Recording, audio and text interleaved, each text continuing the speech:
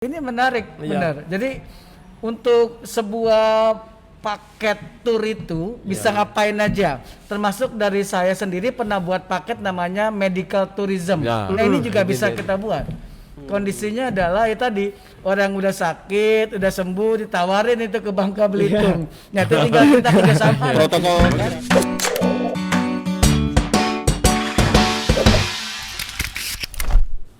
Halo Tribuners, selamat datang di Tribun Podcast. Dan tentunya bersama saya Angga Prayoga di sini ditemani dengan partner saya Angga dan Danang ya. Yang selalu setia menemani Tribuners ya sambil menunggu ngabuburit pastinya di Tripod. Ya, kita bakal ngobrol-ngobrol nanti ya. Kedua ya. Kita di episode kedua. Iya, tadi episode pertama kita dengan Pak Gub. Episode perdana bersama Pak Gub. Kita dengan siapa nih? Sekarang ada Pak Buralimar, Kepala Dinas Pariwisata Provinsi Kepulauan Riau. Nah, dan yang satu lagi ini langsung nih pelaku pariwisata. Mungkin nanti bisa curhat atau mungkin bantu-bantu ngasih solusi nih dengan Pak Surya. Ada Pak Surya Wijaya nih. Selamat sore Pak. Sore. Gimana nih kabar ya Bapak-bapak? Oh, kita tetap optimis, tetap asik, tetap semangat. Tetap enjoy, tetap sans ya. Tetap seneng nih lihatnya yang senior kayak gini seneng. Gimana Pak Bu? Jangan mengeluh gitu kan. Betul, optimis. Dari stamina-nya udah kelihatan kayak gak perlu ditanya lagi. Oke, mungkin langsung aja kita ngobrol. Pak Bur, mungkin bisa ceritakan lah kondisi pariwisata di Kepri saat ini ya, saat ini seperti apa? Ya, langsung aja ya Mas. Langsung, Pak. Ya, oke, baik. Silakan, Pak. Mas Sedang mungkin dapat kami sampaikan bahwa pariwisata Kepri saat ini memang tidur nyenyak. Tidur nyenyak. Bukan pingsan ya, tidur memang tidur. Kalau pingsan itu kondisi lain. Jadi memang istilahnya tidur karena memang hibernasi ya. Karena memang kondisi Covid ini membuat semua sektor pariwisata dan semua sektor yang berhubungan pariwisata kayak tertidur gitu. Karena memang tidak ada yang mau datang ya, seperti turis tidak datang, oleh-oleh tidak laku, hotel tidak ada yang nginep ya, seperti itu. Jadi memang semua terimbas. Jadi dari data Indonesia saja lebih kurang 13 juta tenaga kerjanya yang terimbas. Oh, yang terdampak COVID-19. Yang terdampak ya. Oh, kalau Kepri catatan kita 10.000 ya, 10 lebih kurang 10.000 gitu. Ini nggak aja di Kepri aja ya, di seluruh dunia Pak ya. Di seluruh dunia ya. Iya. Oke, luar biasa ya. Iya. Terus kalau dari Pak Bur mewakili pemerintah, kondisi seperti ini akan sampai kapan? Ya. Kami kemarin membuat prediksi langkah-langkah atau fase-fase. Fase pertama itu tanggap darurat mulai Februari sampai dengan Juni sebetulnya. Juni. Dengan harapan Juli bisa reda recovery. Juli sampai Desember nanti recovery. Istilah Pak Menteri itu rebound. Kita merebut kembali pasar yang tertinggal. Event-event yang tidak jalan kita jalankan lagi. Jadi sekarang masa tanggap darurat yang bisa kita laksanakan adalah sosialisasi agar mematuhi SOP kesehatan, memakai masker, cuci tangan, jaga jarak, jaga kesehatan dan lain-lain. Yang kedua adalah jaring pengamanan sosial. Jaring pengamanan sosial ini pemberian sembako kepada pelaku pariwisata. Ada Pak, kita sudah bentuk pariwisata ada ya? Ada forum pariwisata Kepri Peduli. Kita sudah laksanakan lebih kurang 200 ini. Luar biasa ya. Iya. Kita mulai. Iya. Karena belum perhatian kita cukup sampai di situ dulu karena kemampuan kita terbatas.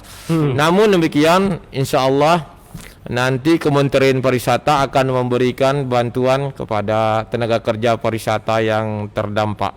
Ya. Jumlahnya lebih kurang 8.000. Kita tunggu apakah sebelum Lebaran atau sesudah Lebaran. Kita sudah menyampaikan data kepada Kementerian Pariwisata. Ya. Jadi kita sudah berbuat pada tanggap darurat sampai di situ dulu. Kita berdoa bersama-sama bulan Juni atau bulan Juli nanti ini COVID reda, pariwisata tumbuh kembali, kemudian pembatasan social distancing atau physical distancing sedikit relaksasi atau pelonggaran, orang mau datang. Terutama yang dalam negeri dulu. Kita tidak mengharapkan dulu Singapura sama Malaysia yang sampai saat sekarang tingkat epidemisnya masih tinggi dan lebih tinggi. Masa lockdownnya belum dicabut. Kita coba ya dalam negeri.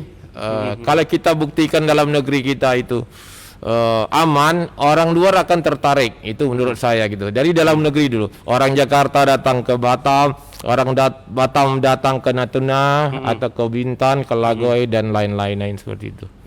Oke Pak Bur. Mungkin ini enggak Ya. langsung Pak Surya. Jadi kalau tadi mewakili Dari menurut pemerintah, petanya ya. pemerintah, Ini dari kalau pelaku ya. Iya, Pak Surya ini kan ketua Aspabri ya Pak ya. Mungkin boleh cerita dulu loh, Aspabri ini apa? Ya. Apa nih Pak? Ya. Mungkin banyak orang yang nggak tahu nih. Saya Kalau nggak kita tahu Aspabri apa. Pak. Ya, Mas Danang sama Mas Angga, ini ada Pak Buralimar. Kebetulan Aspabri itu adalah Asosiasi Pariwisata Bahari Indonesia Kepulauan Riau. Karena sebuah asosiasi yang merupakan kumpulan dari travel agent asli produk lokal Kepri. Asik. Yes. Iya. Nah, di mana awalnya asosiasi ini dibentuk atau didirikan untuk menampung ataupun mengaspirasi teman-teman pelaku industri khususnya travel agent yang banyak di awal 2015 itu belum mempunyai legalitas. Mereka tidak tahu mau ngapain. Melakukan kegiatan seperti travel agent tapi tidak diakui. Mereka tidak punya berlegalitas, tidak mengerti aturan. Kita rangkul semua. Kita rangkul, kita ajak, kita punya komitmen. Setahun berjalan ternyata sudah 25% Aspabri ini punya legalitas anggotanya. Dan alhamdulillah sekarang tahun ketiga 100% semua sudah berlegalitas. 100% ya. Yes. Berarti ini tahun ketiga ya? Tahun ketiga. Tahun ketiga. Dan alhamdulillah kita punya relasi sampai ke Singapura, Malaysia dan Thailand. Kemarin saya baru undang Pak Buralimar untuk anniversary Aspabri yang ketiga itu di Pine Tree Resort di Johor Bahru. Jadi memang kami diundang karena hubungan baik itu kita mendapatkan fasilitas full selama anniversary berlangsung di Johor Bahru. Mantap. Pak Surya tadi mungkin kalau Pak Surya mewakili pelaku industri pariwisata mungkin dari travel ya, menurut Pak Surya dari asosiasi ini kondisinya sekarang teman-teman ini seperti apa? Bagaimana kondisinya? Mungkin curhat dikit, nanti yang banyak mungkin bisa bantu ngasih solusi. Kira-kira ya. Ya, saya selalu sama Pak Buralimar, beliau mentor yang selalu memberikan semangat buat kami. Pertama, kalau kita mau jujur, ada 4 sektor sebenarnya terpengaruh pandemik COVID-19. Pertama itu di sektor keluarga, terus UMKM, korporasi dan lembaga keuangan. Nah, kita langsung ke sektor ketiga, yaitu korporasi. Korporasi termasuklah di dalamnya jasa industri pariwisata, jasa transportasi, restoran, dan di mana dalam korporasi ini banyak sekali sektor pariwisata yang tergabung di dalamnya. Nah, betul. Pandemik ini seolah-olah memberikan sebuah peringatan buat kita semua. Jadi mulai kita sebagian hotel itu mungkin hanya sekitar 90% terdampak, tapi di industri lain seperti tour operator, bus pariwisata, oleh-oleh, 0 rupiah. 0 rupiah. Jadi boleh dikatakan mereka terdampak besar sekali. Besar ya. Ya, mereka tertidur saat ini, tetapi jika dibilang apakah merasa ini menjadi sebuah bencana, ini cobaan menurut kami. Karena harus bangkit, bangkit. Karena setelah ini kita nggak bisa diam saja, tidak hanya bisa mengeluh. Koordinasinya langsung selalu ke dinas, dalam ini pemerintah diwakili oleh Pak Buralimar, karena kami skopnya adalah Kepri. Kita minta pendapat dan masukan. Beliau selalu berinteraksi kepada teman-teman dari asosiasi. Jadi itu membuat kami semangat bahwa tidak hanya kami yang merasakan impact ini, tetapi juga banyak di dunia, malah bukan hanya di Indonesia. Itu saya sedikit curhatnya. Mereka mulai beralih untuk sementara mempertahankan hidup dulu. Untuk tetap Biar bisa nggak survive ya zong, Pak ya. biar nggak zong banget ya. Jual Jadi masker. ada yang jualan masker, ada banting jualan setir ya, Pak? sanitizer, Iya, ya. tekstil, iya. Online, mulai Iya. dari catering, ya. Oh. Tapi nggak apa-apa, itu menjadi bagian sebuah cerita menarik nanti bahwa Iya. tidak harus mati, kita tetap harus bertahan. Betul. Wah, menarik. Iya. Pak Bur, optimis nih Pak Suryani. Teman-teman optimis. Pak Bur, Kita kasih sering motivasi. Agak di depan. WA sekarang itu setiap hari kita melakukan interaksi dengan kawan-kawan asosiasi. Tapi sebelumnya juga kita sudah buat metode seperti ini. Setiap minggu kita ngopi bareng asosiasi apa sampai masalah COVID ini kita bicarakan. Jadi memang sudah sehati nih, satu jalan. Cuma saya di pemerintah tetap dalam koridor aturan. Saya sampaikan kawan-kawan di pariwisata yang industri ya tetap pada jalurnya. Tapi yuk kita sama-sama seperti tema pada hari ini, kita jangan mengeluh, semangat terus kan, dan yakinlah tahap-tahap itu akan kita jalani dengan baik ya. Betul. Tahap tanggap darurat, tahap recovery atau rebound. Nanti tahap ketiga adalah normalisasi. Mungkin di situ termasuklah new normal ya, seperti Betul. tema hari ini tuh. Iya. Ya. Ya, kita kan ingin menggarisbawahi bahwa new normal ini kan akan jadi tantangan baru buat pariwisata Kepri. Benar-benar. Menurut Pak Bur sekali lagi Pak, ini teman-teman ini harus beradaptasi. Ya. Kalau dari pemerintah itu saran atau anjuran atau mungkin punya SOP, punya keputusan apa, mungkin adaptasi yang seperti apa agar teman-teman ini bisa bertahan, Ya. bisa bertahan. Ada bantuan-bantuan apa mungkin? Ya. Atau mungkin ada program-program apa makanya yang dibuat ya. tadi saya sampaikan pada tahap tanggap darurat kita bantu sembako dan sosialisasi edukasi. Pada tahap rebound nanti kita akan buat mungkin ada gathering, family gathering atau apa namanya nanti fam trip gitu, bawa biar kawan-kawan istri ini semangat gitu. Kemudian ada semacam pertemuan dan lain-lain. Asal satu, pariwisata itu kan identik dengan orang banyak. Betul.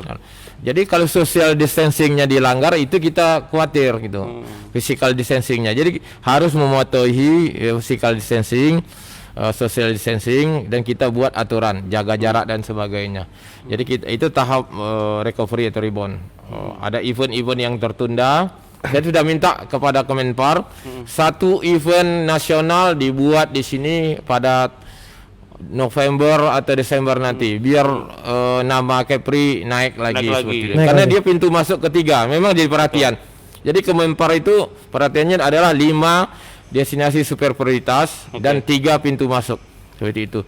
Jadi harus Kepri itu menjadi perhatian sama ini. Jadi kita sudah beberapa masukan kepada kementerian. Pak Menteri langsung kita Vikon sudah 2 kali dia sampaikan hal demikian. Pada tahap berikutnya kita buat program untuk mengisi masa normalisasi lah. Sekarang sudah selesai musrenbang dalam tahap pengajuan program-program. Sekaligus nanti 2021 itu ada mengisi masa-masa normalisasi ya, termasuk new normal. New normal. Jadi kita sudah biasa nanti bikin acara sudah pakai masker. Oh. Ini udah kebutuhan pokok nih. Oh, itu terus Sudah, Pak. jadi sudah tidak modelnya bukan gini lagi, udah makin macam-macam nanti. Ya. Sesuai dengan ekrafnya. Ekraf ya. Wah, ekranya harus bangkit. Jadi model maskernya nanti sudah kayak moncong singa atau itu seperti itu harus dimodifikasi seperti itu. ya. Jadi udah terbiasa. Ini jadi bahan pokok. Kalau pakai pakaian itu ada kebutuhan pokok, masker ada bahan pokok. Termasuk cuci tangan di restoran, Betul. di hotel, sabun, antiseptik dan sebagainya itu harus tersedia. Itu harus SOP-nya, SOP kesehatan atau protokol kesehatan itu harus dilakukan. Untuk pariwisata sendiri, ini waktu ya. Ada 3 yang saya tangkap dari Pak Menteri. Yang pertama mengenai kesehatan, tapi sudah sampaikan tadi. SOP kesehatan, jaga jarak, masker, sanitizer dan lain-lain. Termasuk di destinasi nanti toiletnya harus representatif. Ya, tidak lagi toilet bau pusing dan sebagainya. Yang kedua adalah keselamatan. SOP di pantai misalnya, kalau nanti terjadi musibah dan sebagainya sudah SOP-nya harus diikuti. Masyarakat harus tahu, paham itu. Selama ini kan kita cuek itu. Yang ketiga adalah menurut saya adalah IT. Jadi kita anak-anak milenial sekarang yang ahli-ahli IT ya itu yang kita jadikan di depan sebagai promotor untuk meningkatkan atau untuk mempergunakan IT ini. Karena kita kan SOP kesehatannya tetap kita pakai, tapi makanya pesan makanan atau Gojek seperti sekarang itu ya pakai IT. Kita memang handphone menjadi barang antik nanti, mari barang keperluan pokok untuk kita nanti. Seperti itu. Ada 3 hal seperti itu. Kesehatan, keselamatan dan digital.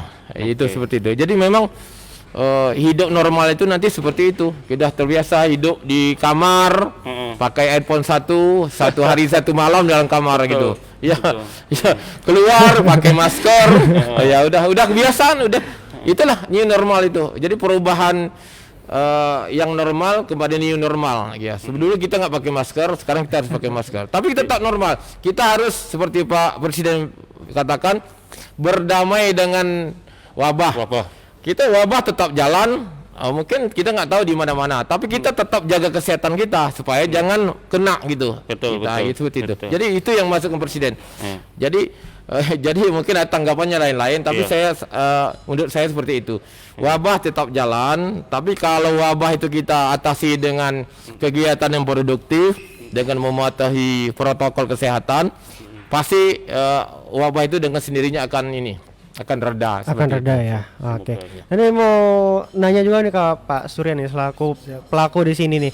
Mungkin ada langkah-langkah ataupun trik mungkin boleh buat teman-teman pelaku usaha nih untuk bisa tetap survive. Apa ini harus mereka lakukan? Ya mungkin mereka bingung mau ngelakuin apa, nggak tahu mau ngapain, akhirnya berdiam diri, pasrah gitu. Ya, Mas Angga, Mas Danang, kemarin kita juga ada berkomunikasi sama Pak Menteri terkait hal ini karena beberapa kemarin kali Pak Menteri Pak juga Surya habis curhat itu. Yes. Iya, nyari-nyari Pak Menteri katanya. Ya, salah satunya adalah Pak Menteri juga mengimbau untuk travel agent untuk buat platform digital, ya kan? Itu juga mungkin bisa menjadi salah satu solusi. Nah, hasil pembicaraan kemarin tentu kita berbicara, saya mewakili asosiasi saya dan kepada teman-teman pelaku, banyak hal yang bisa kita buat sebenarnya. Kondisi ini menjadikan kita lebih punya semangat untuk berjuang nanti. Pertama, kita sudah tahu nih, selama ini konsepnya sangat tradisional banget, konvensional, rame, kita buat B2B. B2B itu adalah tur yang bergabung atau bersamaan yang tentunya di era nanti setelah atau new normal, orang takut untuk berwisata berbarengan sama orang luar yang tidak dikenal. Ini juga menjadi satu hal yang mungkin akan menjadi perhatian khusus. Benar Pak. Terus untuk industri pariwisata terkait perjalanan wisata, mungkin awalnya seperti yang Pak Bur bilang tadi, domestik akan mulai merajai. Karena orang saat ini ada traumatis, mereka mencoba ingin liburan pasti dengan keluarganya atau komunitasnya, tapi tidak mau diganggu sama orang lain dengan pihak-pihak yang mereka tidak kenal. Karena tadi selama vaksinnya belum ditemukan, itu masih akan jadi masalah. Ya, benar. Ini yang terjadi. Nah, kita harus pintar mengolah tadi. Karena untuk keluar negeri juga masih trauma. Saat ini untuk keluar negeri masih trauma. Walaupun Malaysia sudah buka ya. Mereka bilang PSP namanya di Malaysia. Mereka sudah buka per 12 Mei ini udah buka. Singapura yang belum masih memang ketat.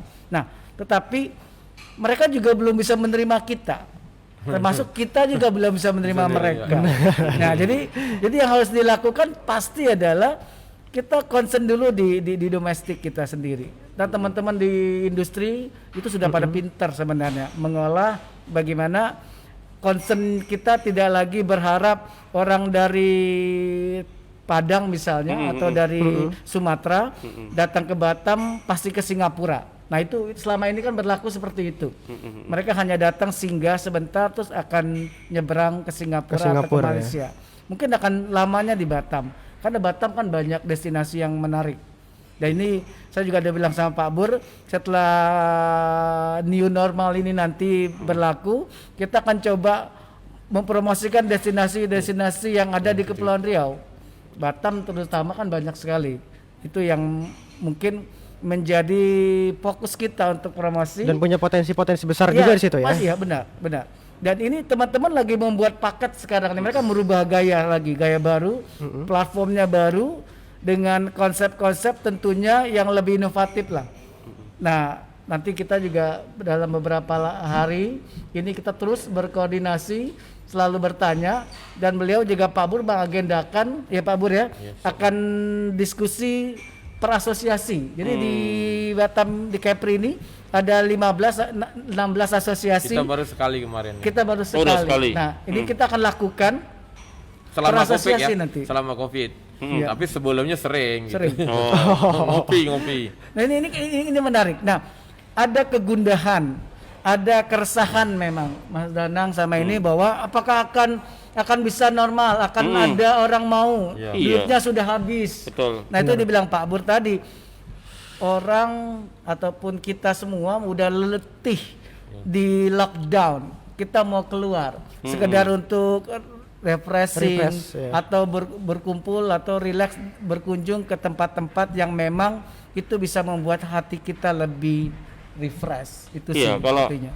Dari beberapa riset itu kan kemarin industri pariwisata, hotel kan yang paling terpuruk, maksudnya dampak dari Covid ini kan mereka paling terdampak betul. Betul. Nah tadi yang disampaikan Pak Bur, menurut Pak Surya kalau concernnya ke depan adalah pasar domestik, apakah Kepri Batam ini masih kompetitif? Kan berarti kan nanti kan mohon maaf nih, Jogja juga nyari domestik, Bali nyari domestik, ya Padang nyari domestik. Nah nih mungkin nih menurut Pak Surya atau mungkin nanti Pak Bur bisa lanjut nih, bisa nambahkan. Ya, kenapa saya optimis? Nah untuk Mas Danang sama Mas Angga serta mungkin Tribuners yang ada yang menyaksikan ini, bahwa salah satu yang menarik dari Kepri itu adalah Lagoy, ya kita ada Bintan tadi. Terus ada lagi sekarang ini wisata di Kepri Coral dan ada beberapa destinasi baru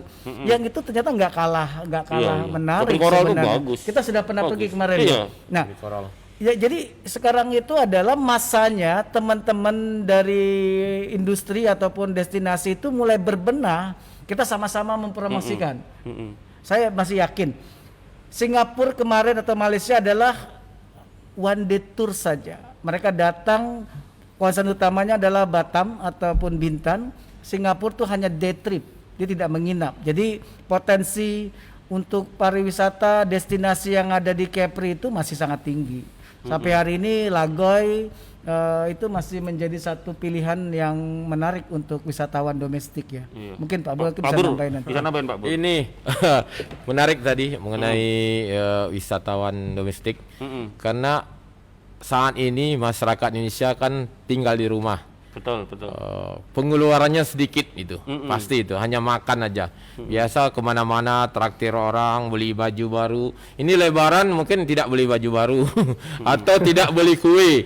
Dia nyimpan duit, simpan baik-baik. Nanti kalau sudah masa pandemi selesai, mereka ingin keluar, duitnya masih ada gitu seperti itu. Ini hikmah dari COVID ini. Jadi mereka ingin terkurung selama ini di kotanya masing-masing, seperti orang Jogja ingin ke Batam, orang Batam ingin ke Jakarta, orang Jakarta ingin ke Surabaya seperti ini. Kita masing-masing asosiasi sudah punya link gitu. Kapan siapa yang mau ke Batam? Banyak. Kemarin yang cancel sebelum COVID itu ada 25 paket satu asosiasi aja. Itu dalam negeri. Memang mereka tujuannya satu hari ke Singapura.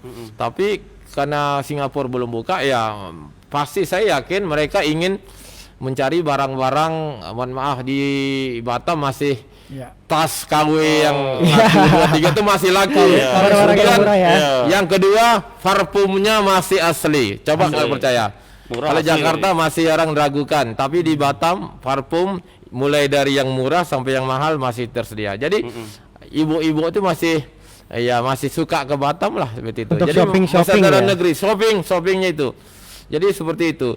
Jadi memang kita berharap, kita yakin tetap semangat bahwa wisatawan itu masa pasca pandemi ini nanti akan cepat sembuh, akan cepat berkembang dibandingkan sektor lain. Percaya aja lah.